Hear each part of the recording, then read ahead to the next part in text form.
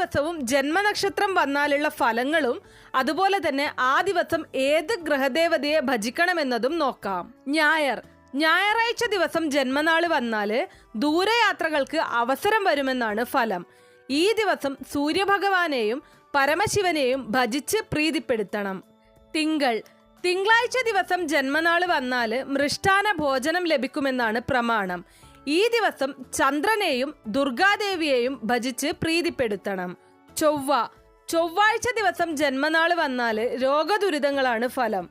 ഈ ദിവസം കുജപ്രീതിക്കായി സുബ്രഹ്മണ്യ സ്വാമിക്ക് പഞ്ചാമൃതവും ഭദ്രകാളിക്ക് കുങ്കുമാർച്ചനയും നടത്താം.